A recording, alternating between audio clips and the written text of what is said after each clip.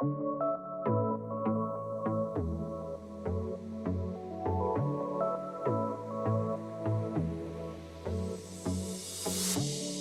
everyone. Welcome back to the Nuance Needed podcast. I'm Amanda. And I'm Sam. And we're going to do a fun little episode today where we talk about our best mental health tips. Yeah, we were chatting, as we always do, very frequently. And I think you brought this up through text that you were like, I think we should share the best insights that we've gotten, whether it's professionally or through our own work. Yeah. And I was like, immediately, yes. And I have a couple. Yeah. But we haven't told each other what they are. So we are going in blind to this. We knew kind of the overall direction we were going to go for the episode, but we don't know each other's points. Yeah. So we'll see and we'll riff and go from there. And we're going to cover probably a bunch of different topics. So we're excited. Yeah. So I think since it's your idea, you should go first. Okay. One of my favorite mental health tips that I use with myself often is trying to remind myself that how I feel right now is not necessarily how I will feel in the future. What situations do you find that helps you with most? I find it when I'm really overwhelmed. Especially I think with parenting, because parenting is so phase intensive. Right. Where it's so different having a newborn, a baby, a toddler. They change so quickly. It is so easy when you're in a hard phase or you're feeling really overwhelmed to be like, oh my God, this is how it's going to feel forever, and get really stuck there. I remember when Peyton was first going into daycare, she was sick so much and we were sick so much and it was horrible. And I felt like, oh my God, this is going to be my whole life now. This is miserable. I don't imagine myself getting out of it. And then finally, after I think it was 2 months of just on and off sickness, we finally got to the other side. And I was like, oh my God, I had thought that this would continue for forever. And one of my favorite things about this is when I learned that actually our brains, when whatever we're experiencing in the current moment, colors and filters how we see not only our future, but also our past. Oh. So if you're feeling depressed, it impacts how you remember things. And that makes sense. Right, it of course it robs you of hope. Right. And that's why it's really hard to imagine things getting better and things getting different. But I think so often we take how we're feeling right now as a measurement of this is how we're always going to feel when we try to imagine our future and try to think about decisions. And I try to come back to, right, just because I'm feeling really overwhelmed or struggling with my daughter's transition to daycare doesn't mean daycare is a bad idea necessarily. Yeah, it's kind of the ultimate counter to black and white thinking. Yeah. All or nothing thinking. Yeah. And helps kind of reframe it and say just because it's hard now doesn't mean it's going to be hard forever. Just because it is hard right now doesn't mean my life has always been hard. Yeah. Yeah. I like that. Yeah. You've spoken about that quite a bit too, which I've always on your socials and stuff, which I always love that idea. That's been helpful for me. Yeah. I think when I saw your post on that once, I was Well, I learned about it in a book that talked about essentially our brain literally struggles with this as a concept. Our brain is really bad at, because it's so based on us trying to stay alive in the current moment, our brain really doesn't do a good job of imagining things being different or imagining that we will be different, that we will change. We just assume how we feel right now is how we're always going to feel. And that, as a result, makes us sometimes make, very real decisions in our life. Right. Based off of sometimes temporary emotions that can change. Well, because when we're anxious, what we're trying to do is predict the future. Yes. And so if we're feeling anxious and overwhelmed and flooded by something that's happening now, yeah, the only way we will interpret the future if we don't bring awareness to it, is through a lens where it's like, oh my God, everything's horrible. It's awful. It's really bad. Ooh. Yeah. Yeah. And it's why we then often will take sort of drastic action of totally changing things if we're feeling really anxious. And I think it is why, and we talked about this a bit in the change episode, the importance of when you are making a decision, sitting in that choice, you know, taking some time with it, checking in of if you're being impacted by how you're feeling, and thinking about, because we just can't, our brains can't conceptualize easily feeling differently in our current circumstances. We think we need an external change a lot of times to change how we feel internally. And that is not always the case. Do you think that's tied at all to like just being avoidant? I think so. Like it's like there's kind of, I don't know how to like braid all this together, but kind of this like, I'm feeling really anxious and really flooded. I've felt this way for forever. Yeah. I'm going to feel this way for forever. So like, why do XYZ? Yeah. Or I'm going to do something really drastic. Yes. Yeah. Like I need to get away. I need to run away. Yeah. I need to leave this. Yeah. Exactly. Ties into like fight, flight mode. Yeah. But especially the thing about the past, like I think a lot of people can understand how you're bad at imagining feeling differently. Yeah. But the fact that it colors your past was such a wild fact. Well, and you would think as a therapist that I'd be like, yes, I know all this. No, I don't. And that makes so much sense because it's also like where the concept of like the rose-colored glasses comes from. Yeah. Like if things are happy and good, you can like from a safe, secure space, you can look back and kind of minimize some of the things that you went through and be like, oh, like it, but it wasn't that bad, whatever. Yep. Wow. Yeah. Yeah. It's wild. And I think it's so interesting because I struggled with this a lot in like my addiction where I would be like, things have always been horrible. And it's just, I just am fascinated with how our memories shape and change and are not fact. Right. Right? Like it's wild because we all think our memories are 100% true in fact, and they are our perspective.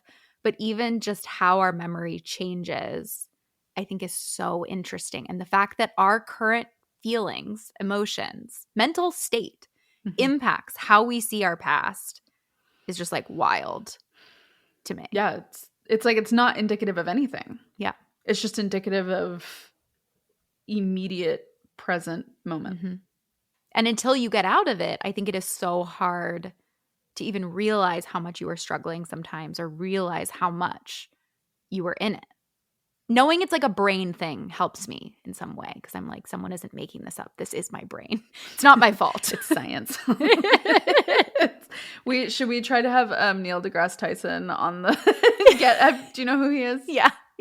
Should we have him guest on the pod and explain space and the universe and why we're just on a floating rock? I like a fun fact about me. I get so overwhelmed by like existentialism and the idea of forever and like all of that I shut down. I can't. My brain stops working.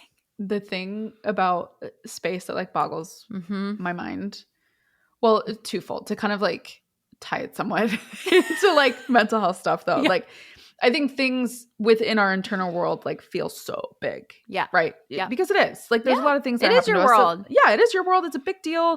The things that happen to you impact you, whatever.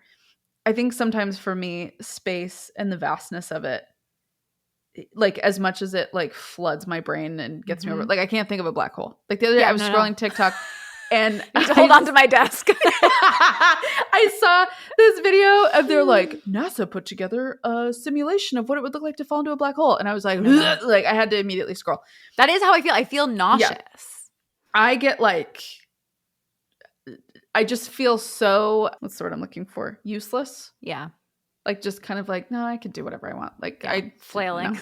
Yeah, like I'm just gonna fly off this rock like at any minute. But something that like blows my mind is, you know, when they show pictures of like, they'll show like the night sky completely clear, and it's just like tens of thousands of millions of galaxies. But then you know the space between those is like it or the other thing is how they've said This is exposure therapy for Amanda, everyone. How if there's like an alien civilization somewhere looking at us, they would be seeing us when like they were dinosaurs. Oh, yeah. Like the time thing, or that technically like what we're seeing is like not really what it looks like right now. No, but I'm done. See, there you go. None of this is real. Well, we're gonna shut her down for today, everybody. Like, anyway, all right. Well, all right, Sam. What? Let's all take deep breaths. We're okay. I will now share my. Yes. Wow, this has been a while. We've only been recording for 11 minutes. This is wild. We went there. Okay, so the first point that I want to address, and this is one that my therapist asked me this when I was putting the pieces back together when my business partner backed out on me and I ended up choosing to shut everything down. I had some big spicy feelings about all that, understandably so. And there was a lot that I was working through at the time. My therapist asked me in a session, she said, how did you contribute to this dynamic? And that was the question. And it stopped me in my tracks. And to give just a little bit of perspective there, it wasn't about blaming me for anything. Right. Because I none of this was me. Yeah. I made the decision, but I was backed into a bit of a corner to make the decision. When it was about me being reflective of what I did and didn't do to protect myself within that situation. And the boundaries I didn't have, the things I held back from saying, just like, where did I reflectively want to do things differently? And it was such like a humbling and empowering call-in, not a call out. I call it a call-in. And it helped me put so much to bed. Because what it did is it stopped me from constantly like giving away my power and kind of acting like it was just this thing that I just got swept away and like had no control. No, I realized there was a lot of things that I could have done very differently. Yeah. To approach things differently, make different decisions, have seen things and noticed things a little bit earlier. And the mindset and the reframes that I needed to have to work through all that. Yeah. And that was like so impactful for me to like take back my power and take that accountability, because one of my huge core values is like accountability. And a lot of people have asked me like, well, why don't you talk about it more? And I'm like, well, because there's really nothing to say. I had a business partner. The business ended. That's it. Yeah. And I worked through it on my own. Yeah. And have had some wonderful people in my life, you included across the way, that have helped make sense of it all. But like, I think that question, how did you contribute to this dynamic? I've applied it to so many other situations within my life. Yeah. And I just think it's so helpful to pause when you are in something, any type of a situation that feels like it's just overtaking you. Yeah. Or looking back on something that you feel caused you a lot of pain, a lot of hurt, a lot of disappointment, and say, well, I wasn't just like, like, I don't even know what term to use to describe this. Like, I wasn't just sitting there helpless. Yeah. Like, I was engaging with this dynamic while it was going on, whatever this is, whether this is work, whether this is family, whether this is relationship, any type of friendship or situation like that, of recognizing like we have a say. Yeah. And we have a voice, and there's things that we can do to advocate for ourselves, protect ourselves.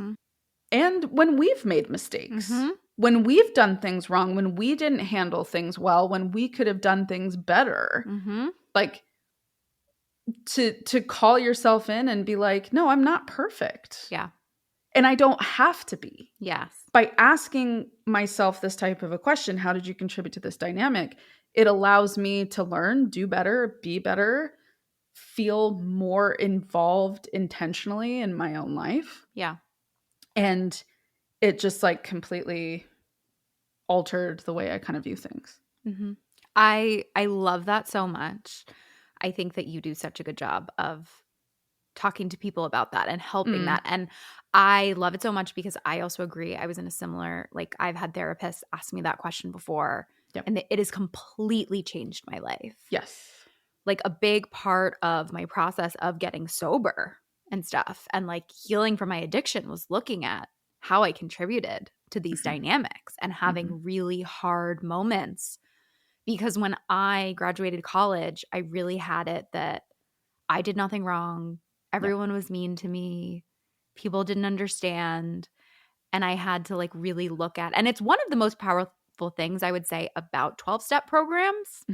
Like, they're, you know, if you've listened to me for a while, you know that I think that there are positives and, you know, pros and cons to it. And it's wonderful for some people and it doesn't work for everyone. But one piece of it that I do have taken into my life is looking at where you can be responsible as a way to be empowered, like you were talking about, as a way to acknowledge that you can maybe make a difference in this not happening again. And if we aren't willing to have that hard moment of looking at ourselves or acknowledging where we weren't perfect or where we made a mistake or how we could do better, it does feel like this will continue to happen for forever, and it makes us feel worse. It's kind of like taking medicine. It's like it feels bad going down and you don't want to do it, but it helps you in the long run. Well, and it's the question, like, and I know you've had clients say stuff like this because I've had it as well, where it's kind of like, why do I end up in the same situation? Why does the same thing keep happening? Why does this pattern keep repeating itself? And it's like, how did you contribute to this dynamic? How did you get involved with it? Like, I know there were times where I wasn't having conversations that I should have had because I was afraid. There were boundaries that I should have had that I didn't want to put out because I was afraid. And this is like, this isn't just this one situation. This is in multiple different areas of my life. I'm an aggressive people pleaser. I am loyal to my core and to a fault. And I don't check in with myself sometimes. And thus, other people or the people that I'm working with or whatever the dynamic is aren't necessarily doing anything quote unquote wrong. It's stuff that I was never comfortable or okay with, but then not saying anything. And so that's my fault if I feel like, why do I feel like this is happening or whatever? And again, I'm not speaking to any specific situation. This is just me like using it as an example of like, well, okay, I keep finding myself in the same dynamic, or I keep finding myself in the same situation, or I keep being friends with the same people, or I keep getting in a relationship with the same person. It's like, stop putting it all on them. Stop putting it all. Because you can't, they like, right? Like, even if it's true, like I like to do this mental exercise of, okay, let's say it is 100% their fault and 0% your fault, right? Okay. What if we just, even if that's true, what if we just like try on as a thought exercise? How could I have managed this differently, right? How could I have prevented this from happening? How did I contribute to the dynamic? I think that can be helpful too, because people, myself included, we can get so stuck in like right and wrong and good and bad and who was at fault and who wasn't, instead of being like, we all contribute to a dynamic in some way. And the good news is that means there is some power that we have in it then. We can do things differently and we can choose to approach it differently.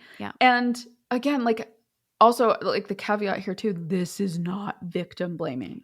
This is not at all about saying because something did happen to you that you had no say in, was not your fault, but you know, you were, God forbid, sexually assaulted or abused or taken advantage of. No. That is not saying any of those things that happened to you was your fault. What we're saying is, what would you have liked to do differently in that situation looking back? How would like the most powerful, empowered, badass version of you liked to have responded to that? And I think in some cases, like you were talking about, there isn't anything to do.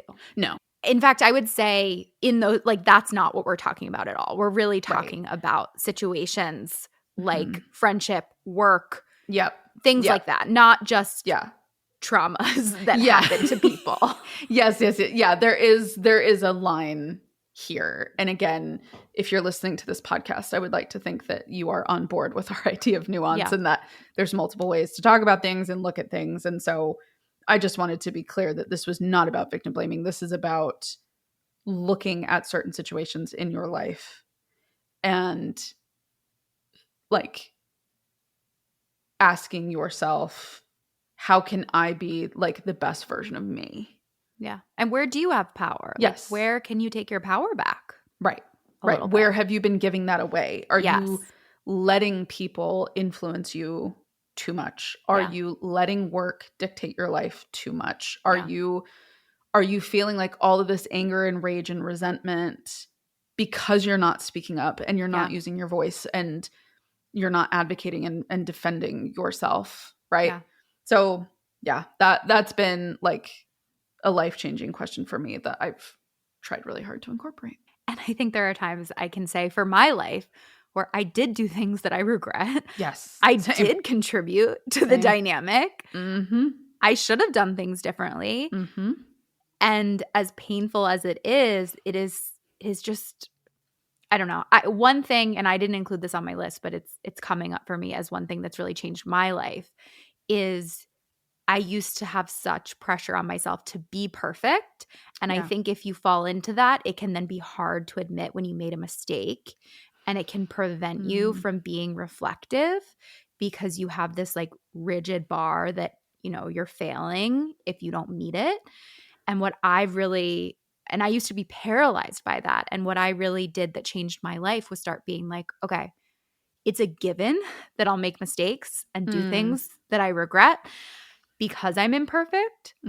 But what I can commit to is doing the right thing when I know better. I can commit to like making things right.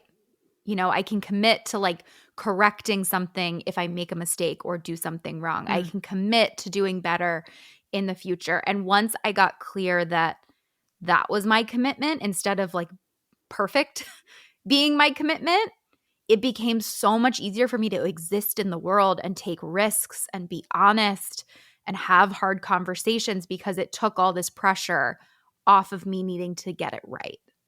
Well, and I think while you were saying that, like when you were using the word pressure, what I heard was like shame. Yeah.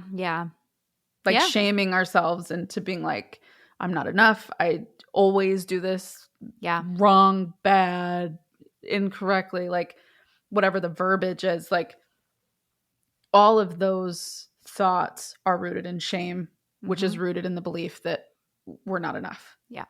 And so if your goal is perfection, of course you will always fall short of that. Like, of course it will never be enough if perfect is your goal, because it's not real. And I don't even mean that in some like, you know, cheesy woo-woo way. Like it's just, there's no such thing as that. There's no such thing as like normal or perfect or like all of those are just visions that we create from our most wounded selves to try to give us something that we're like working towards. And we end up just hurting our own feelings. Yeah, I totally agree. I think that, and that's where I think it's painful, but it's really powerful. And there is relief on the other side if you're able to have those conversations with yourself.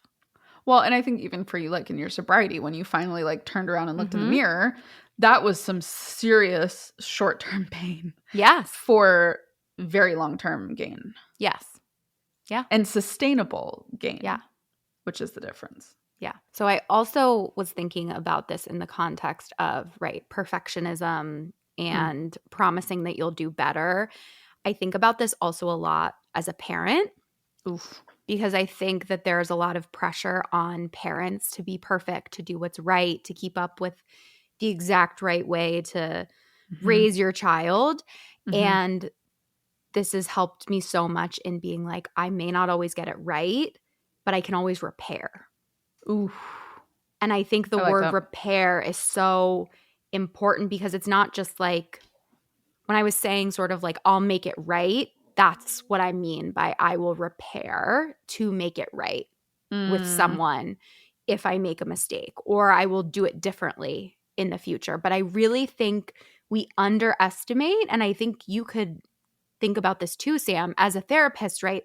I think it's fascinating. Some of the best sessions you get and the deepest relationships you get with clients are when there has been a disagreement, or in therapy, we call it a rupture, where, maybe your client doesn't agree with what you said, or they are impacted by something, or they feel a certain way about therapy, and you're able to have a conversation where they're honest with you, and you have this opportunity to repair. Because repair, I kind of think of it as it strengthens like the roots that are there, even in your relationships, right? Like being able to have an experience as a people pleaser of being able to say, hey, I wish I would have told you this and I didn't because I was afraid, or I didn't want to upset you.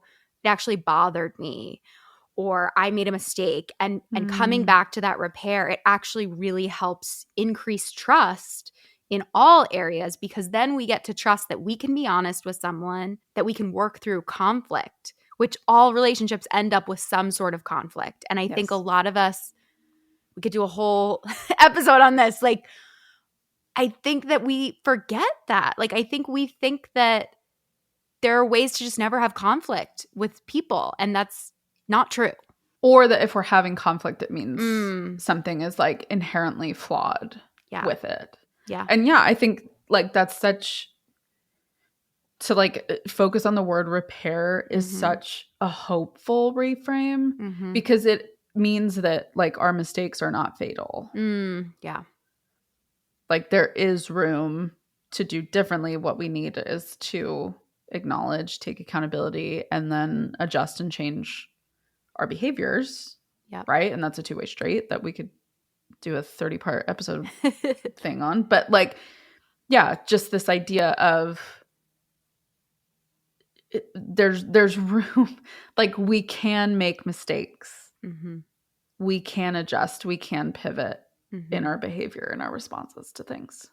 And then it is not as shameful and like detrimental, I think, and paralyzing when things don't turn out the way we wanted them to, because we have like this bridge out of that to make things better in the future, to, circle back to what part did you play in this? Yeah, I really love that. Now that it is officially the new year, it might be a great time for you to seek therapy. If so, I'd love to share with you about my practice, Therapy for Women Center. We are located in the Philadelphia area, and we also have therapists licensed in 42 states across the country. If you're interested, check out our website, therapyforwomencenter.com. This one, I posted about this one. Oh, yeah? Very recently. You don't eat the fruit the day you plant the seed. And the beautiful thing is the fruit is whatever you decide it is. Yeah. And I am someone who has, piggybacking off of our shame and perfection conversation, I have astronomical goals and expectations for myself. And I will often find myself in a position that even when I try something, I will immediately compare myself to someone that is 10, 15, 20 steps ahead of me and be like, see, there we go. Like, just another sign of why I'm not good enough, smart enough, talented enough. People don't want to listen to me. People don't want to pay attention, blah, blah, blah, blah. And Same. I know. We're both wounded people doing this podcast. That's why we're talking to you. But when I heard that quote when I first got into kind of this more like entrepreneurial world, and I loved it so much because it reminded me that something taking time is not indicative of failure. which then ties into the second part of it, going with like the farming metaphors, is I love a good metaphor. I know. My clients, they're sick of me. That like every session, I'm like, so if we thought of it like this.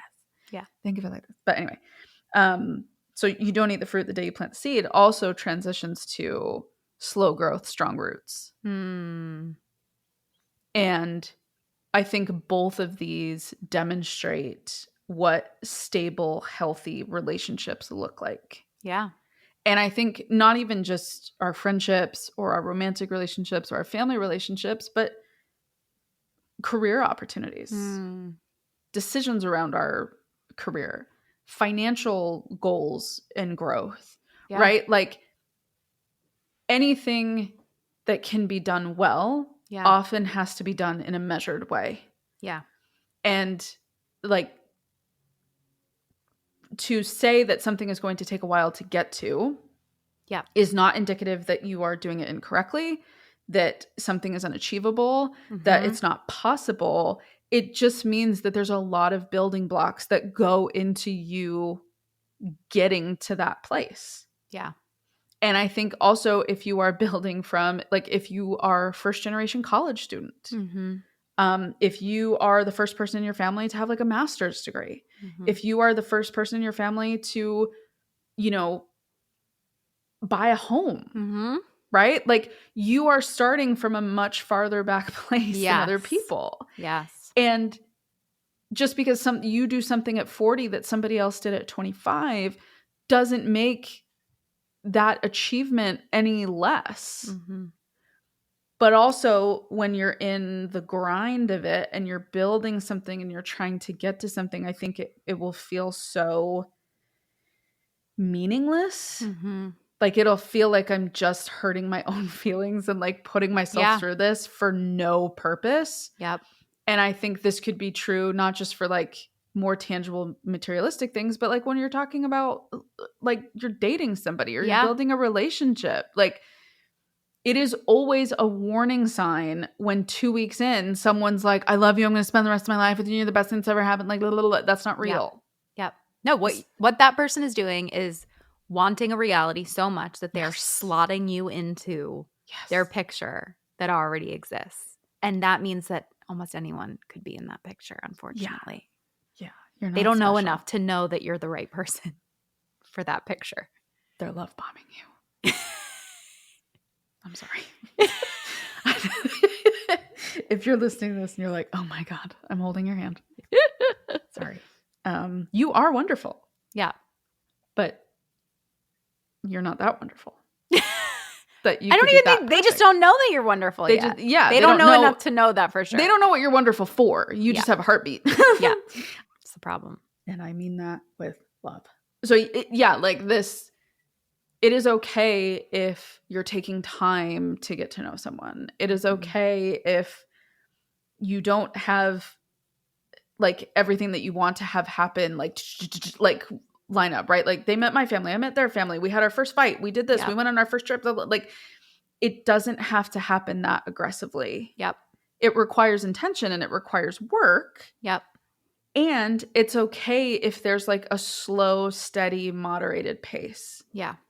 That allows you to be checking in with each other, to be communicating with each other, to be talking about what you want. So anyway, that like, just using the relationship as an example, as someone who's dating, but also I think it's just I've been seeing a lot with some of my clients, not only in their romantic relationships, but their friendships of like kind of coming on a little too strong. Yeah. And expecting too much right off the bat. Yeah.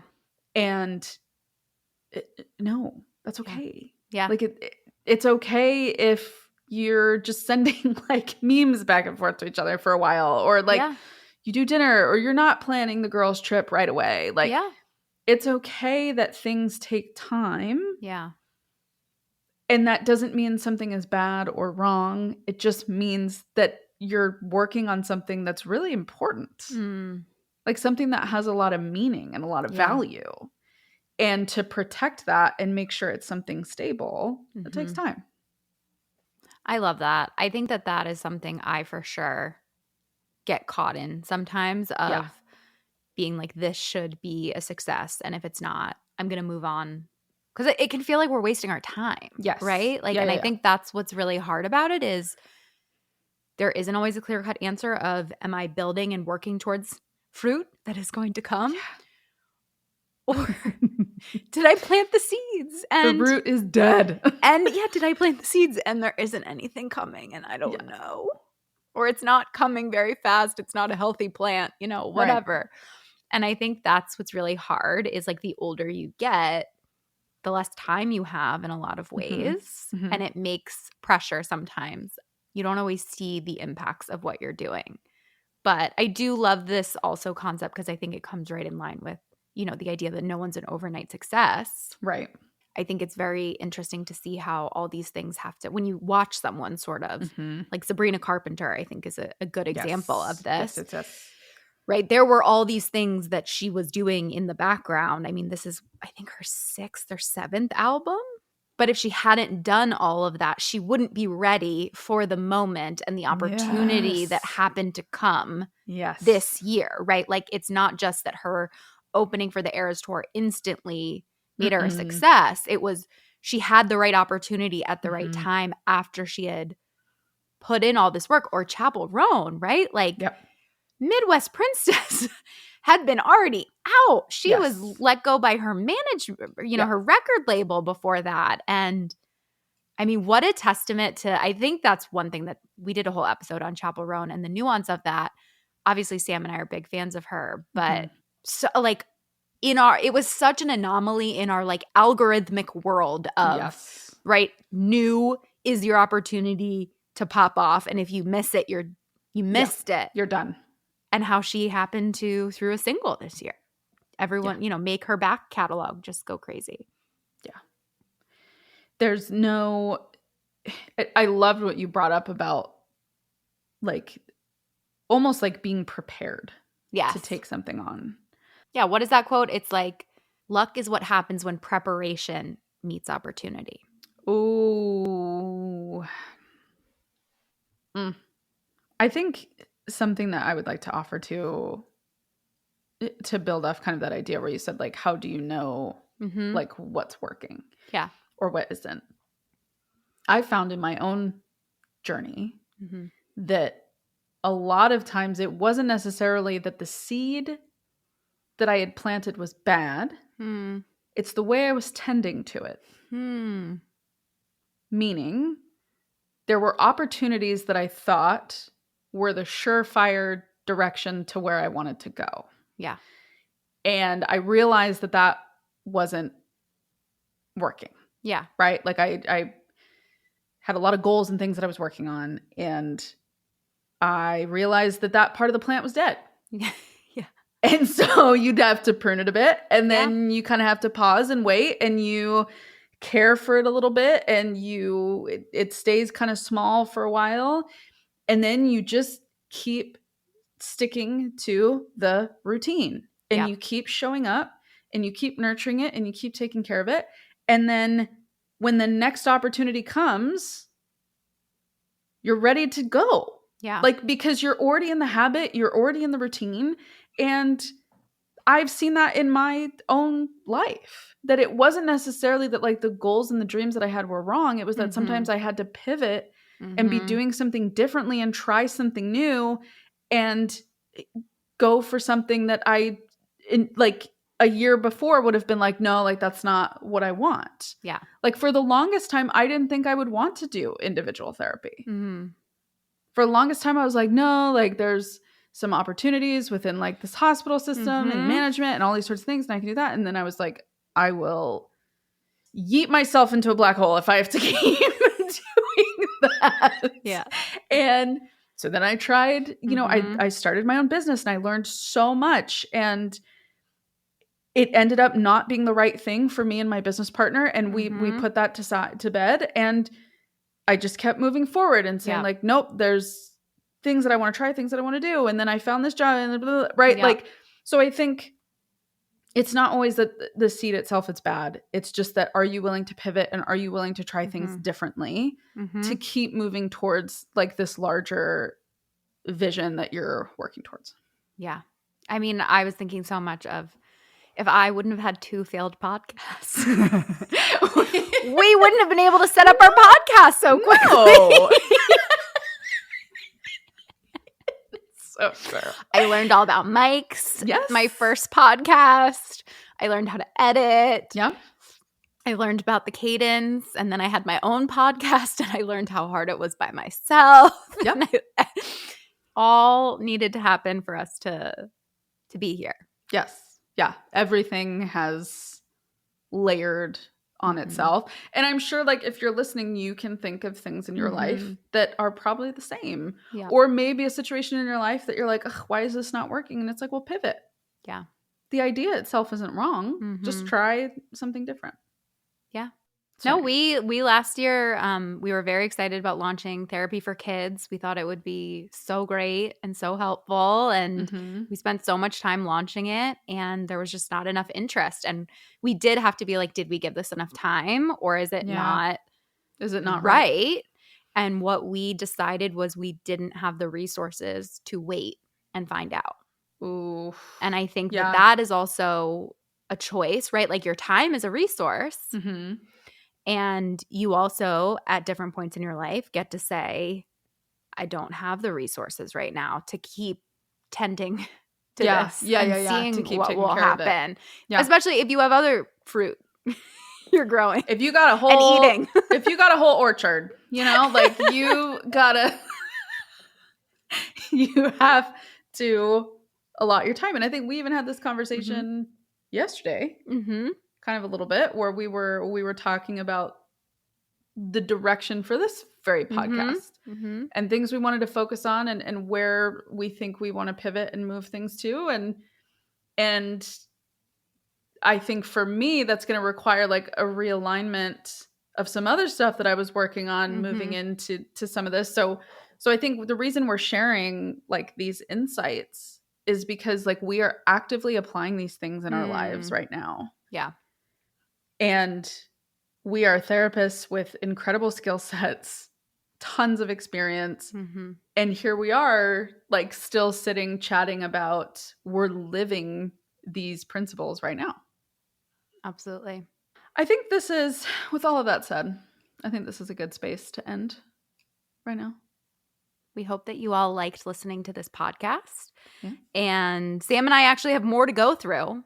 Yeah. So come back next week for part 2 of our current best insights, things we're applying right now in 2025. Woo! And it would mean so much to us, as we've talked about, if you rated, reviewed, shared. I found out recently that I actually wasn't even, I don't know if you know this, it's a special spot of Spotify that you have to do to like subscribe. You have to make sure you subscribe. Oh, it's not just like hitting the bell or whatever? Yeah. You have to do notifications. So if you listen to us on Spotify, make sure you hit that bell. You get the notifications so that it will automatically download. And that would mean so much to us. Yes. Rate, review, share. If you're on Spotify, comment. We love reading your comments on the episodes too. We appreciate you, and we will see you next week. Bye.